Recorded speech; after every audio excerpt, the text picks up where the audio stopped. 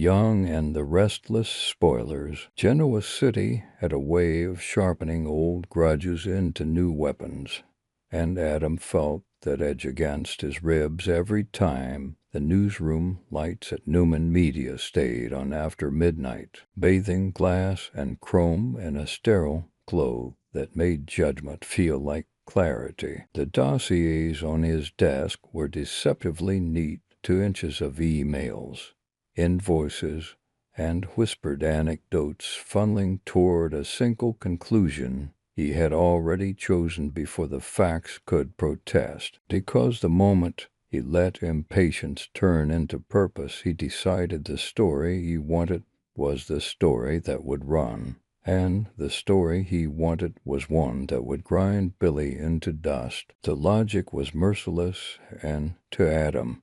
merciful at once. Publish a meticulously sourced piece laying out a pattern of erratic stewardship, reckless baits disguised as vision, and opportunistic self-reinvention. Fold in enough shareholder anxiety and quiet boardroom side-eye to make it feel less like a strike and more like a public service, and watch Jabot's golden sun stumble while the city nods along. He told himself it was about accountability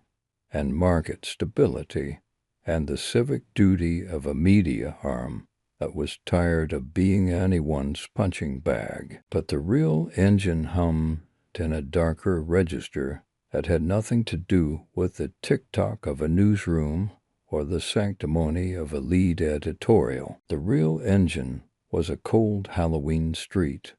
chalked leaves and breath-white air, the terrible shiver of impact, the way news travels to a father faster and light and slower and understanding. Every time Billy used that night to frame Adam's entire life as a verdict, Adam felt the old shame harden into something he could finally wield, and that transmutation was intoxicating enough to drown out the comfort of good sense. He brought Chelsea in because he wanted a conscience to bless the crusade, or perhaps he wanted a witness to make the fall legitimate. Either way, he laid out the outline on the table between them and waited for her to call it brave. She did not. Chelsea understood the gravity of the past without mistaking it for a map to the future, and she understood Billy in a way Adam disliked because it made revenge look provincial beside the more difficult practice of repair. She knew what grief had carved into Billy, what stubborn pride tried to plaster over, and she knew that every strike at him landed, by extension, on a web of people who had never stood in that street, who nonetheless carried small echoes of it through a city that never forgets its tragedies. Her connection to Billy was not a scandal to be mined for innuendo, but a quiet thread of history that made her feel responsible for equilibrium, because she had learned the hard way that Genoa City punishes those who believe a single clean incision can cure a systemic infection. She had watched Adam cycle through penance and fury, had watched him mistake decisive action for moral clarity, had loved him enough to notice how often he sought absolution through righteous destruction, and she told him there was another way to achieve what he claimed to want. If the issue was instability at Jabot, the solution was not character assassination dressed as market hygiene. If the worrying was a resurgence of chaos that might spill into Newman and Chancellor Winters, the wiser target lay behind the curtain where Kane had been rearranging furniture in the dark, courting restless investors, and whispering into any who were impatient enough to listen that he could unlock trapped value by weaponizing feuds as leverage. Kane had been sending out lures, trimming his words to the appetites of men who liked their strategy cruel and their math simple, and Chelsea, who kept her ear to the city because she had learned that motherhood demands a vigilance broader than any job description, recognized the pattern of a provocateur stirring the pond so he could fish in the churn. The dossier on Adam's desk was not pure, buried in the metadata and in the provenance of its most explosive exhibits was a relay of intermediaries that traced back to consultants who had once orbited Kane's operations and still owed him favors or believed they did. Chelsea urged Adam to slow down, to run the same machinery of journalism not as a guillotine over Billy's neck, but as a lamp angled at Kane's hands, to investigate the network of setups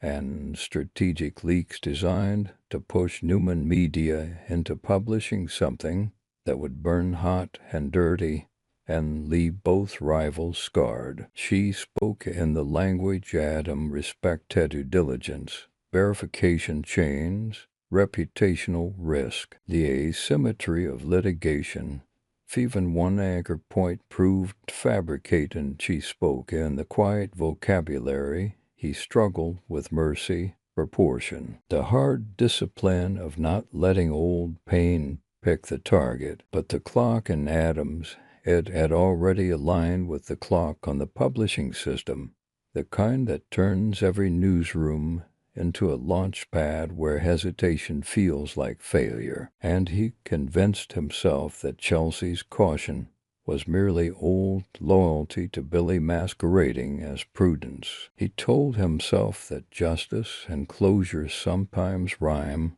and that this time they were finally the same word. So he set a time for the piece, signaled legal that he would take the heat, let the copy desk sharpen the blade, and stared at the press preview with a kind of reverence that should have been shame. Chelsea left the building before the article could go live, not as a gesture of surrender, but as a sequence of moves she had rehearsed in her head, or listening to Adam describe the inevitable as though inevitability were an argument. The first call was to Chloe, not to gossip, but because the firewall between public scandal and private consequence always cracks around the children, and Chloe had lived long enough with the ghost of Delia and the echoes of every headline to know what to watch for when an old wound is about to be dragged across a public square again. The second message was a file couriered in quiet to Victor because, for all the ways Victor could distort outcomes to fit his reflection, he understood reputational contagion. And he understood that sometimes the only way to stop a boulder rolling downhill is to put a larger immovable object in its path. The file contained a careful map of how a subset of the most damning claims against Billy had been laundered through a consultancy whose founding partners once answered Kane's calls before they learned to let them go to voicemail, a map annotated with emails that were too aggressively helpful to be innocent, a map that suggested the goal had never been the purification of Jabot, but a convulsion violent enough to trigger the kind of boardroom shuffles Kane could surf into a seat he had not earned. The third step took Chelsea to a coffee counter where she could think through what would happen if she failed, because it mattered to her to imagine the worst and prepare the soft landings that keep small, innocent lives from absorbing shock waves meant for adults who should know better. She wrote a resignation letter that did not accuse, because she understood how quickly accusation becomes performance when circulated, but that made it plain she would not be the arm that swung a blade she did not believe in, and she left it unset for the moment because part of her still believed Adam would be pulled back from an edge he had misread as a finish line. When the newsroom clock ticked past the hour set for publication, 10, nothing yet appeared. Adam experienced a flicker that looked like gout but felt like rage. He watched an administrator lock the publishing queue at the network level, a signal he recognized as a hand larger than his, and he knew that only one person in the family treated journalism as just another flank in a forever war. Victor did not scold. He sent a single instruction: illegal to hold everything until the provenance audit concluded, and then he sent another instruction, YT, that reminded the entire floor where power actually lives. Adam told himself this was cowardice, that once again the old man would rather control optics than face reality, that this was why rot persists under polished mahogany. But even as he told himself that story, he felt a colder narrative uncoil, one in which he had been led toward a strike that would have disgraced his name and given his enemies precisely the chaos they'd scripted. Audra, who understood storms as markets and markets as storms, moved to a safer distance without making a show of it, and Nick, who had too many scars to perform outrage for an audience, stopped by long enough to suggest in a level tone that sometimes the right thing wears the mask of restraint. Sharon, who had learned to read Adam's weather,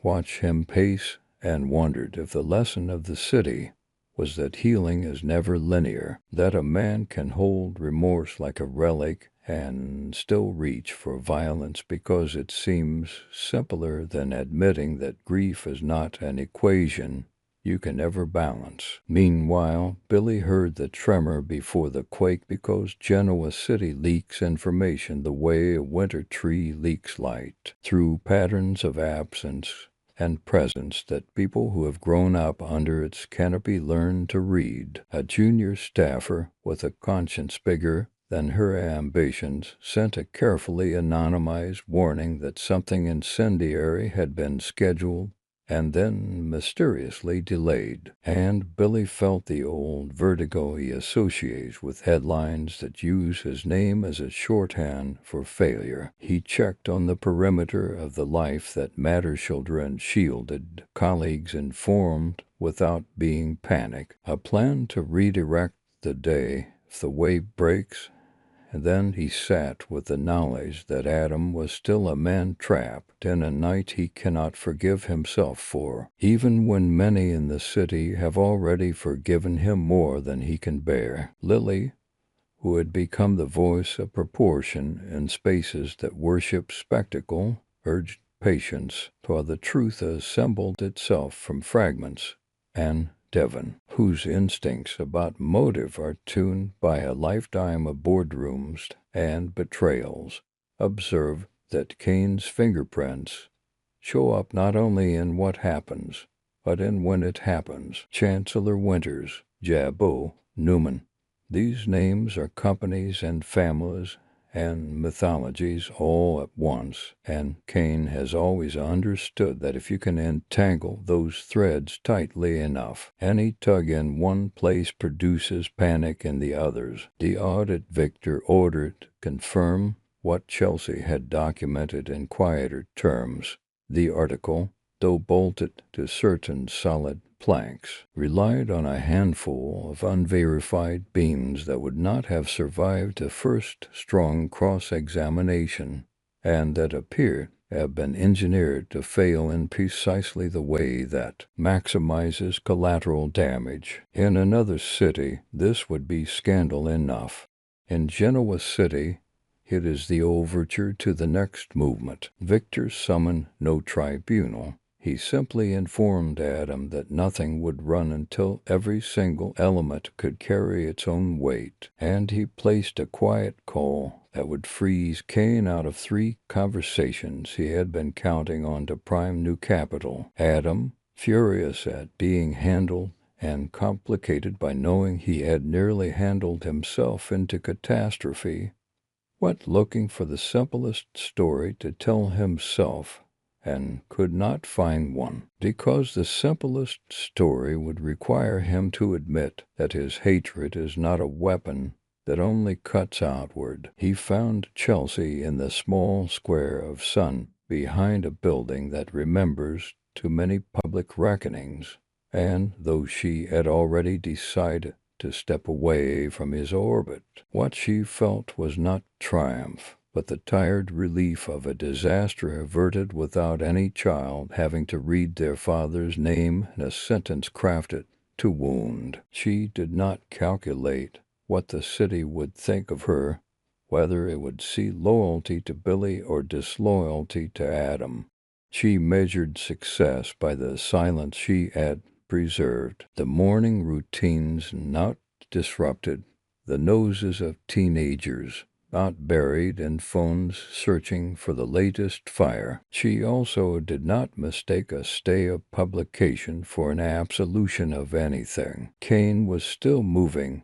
still charming, still presenting himself as the solution to problems he had taken such care to arrange, and the city's appetite for a spectacle had merely been delayed, not diminished. Chelsea made a new kind of plan, not an expose written in blood, but an inquiry written in patience, a partnership with people who understood that the surest way to defang a provocateur is to make his incentives unprofitable. She reached out to Lily not as an ally in personal wars, but as a colleague who had made discipline her brand, and she reached out to auditors who prefer spreadsheets to headlines, and she set in motion the slow work of disincentivizing chaos by starving it of attention and advantage. Adam watched her go and resented the moral algebra that had forced him to admit he was about to be used by the very forces he had imagined himself outwitting, and he wrestled with the unbearable fact that his cleanest victories often taste like cash because they were conceived in rooms haunted by memories that do not let him taste any sweetness. Without accusing him of betrayal, he could not forgive Billy, not yet, perhaps not ever, but he could at least acknowledge that the article he had wanted would have been a victory purchased at the price of his own credibility, and he could conceive dimly of a city that might one day talk about Delia not as a weapon, but as a source of tenderness in the man she left behind. Billy slept badly, as he always does when the city hums with the rumor that his life will be repackaged for mass consumption. But he woke to a morning without headlines and took it as a reprieve to be honored, not a vindication to be celebrated. Kane arrived at his office to find 3 meetings canceled in the same hour by people who claimed scheduling conflicts that sounded identical enough to be amusing, and he smiled a small fox's smile that hides annoyance behind charm, and he sent out a new batch of messages to new intermediaries, because men like Kane never pause when momentum slips. They simply changed the angle of approach. Victor sat at his desk and arranged the day's priorities as if they were chess pieces and as if the board were not already three-dimensional, and he made a mental note that the family's media are needed an ethos that could withstand both public pressure and private vendetta. Nick checked in on Sharon and on the kids whose names are not always headlines, but whose lives tremble each time the adults forget that every decision reverberates, Audra recalibrated, because she always does, and reposition herself to claim credit for the restraint that had saved the brand, and she wondered if she had underestimated Chelsea, who had just demonstrated a fluency in crisis choreography that executives pretend is instinct. Chelsea walked past the building where the article would have lived and felt a strange mixture of sadness and pride. Sadness that the man she had once believed could leave the night behind still sometimes imagines battle to be the only morning pride that she had chosen the harder courage. She would not be Adam's accomplice, not in this, and she would not allow the city to consume another public immolation it did not need. She understood that some will say she chose Billy over Adam, as though life were so simple that the horror can be weighted on a scale and call loyal for whichever side drops. But she understood her choice as a statement about the kind of future Genoa City deserves, one in which accountability is not a synonym for vengeance, and journalism is not confused with score settling. The story would still come, perhaps a different story, perhaps one that names what Cain has been doing in rooms where men in suits laugh too loudly at their own jokes, perhaps one that names how enterprises can be protected without turning every disagreement into a blood sport. For now, the city held still under a pale sky, and in that stillness there was room for people to remember that restraint is not the absence of power, but one of its most honest proofs. Adam sat alone and looked at the frozen draft, a perfect arrangement of truths and almost truths and truths bent into uglier shapes by the pressure of old rage. And he had to admit to himself that if it had run, he would have spent the next year pretending the consequences were tolerable while building lists of enemies to blame for the fallout. He shut the file and opened a new one, this time titled with a question rather than a verdict, and he treated if only for an hour, and perhaps only for himself, to write an argument that did not end with the man being diminished so someone else could feel avenged. It was not redemption, not yet, maybe not ever. It was an interruption. In a city like this, an interruption can change a trajectory. And somewhere across town, Cain opened a package he had not expected. A thin binder of numbers that told a story none of his charms could outlook. A story that would not make a headline, but that would quietly close doors in rooms he had believed would always keep opening. The city did not cheer, and no one trended for choosing caution,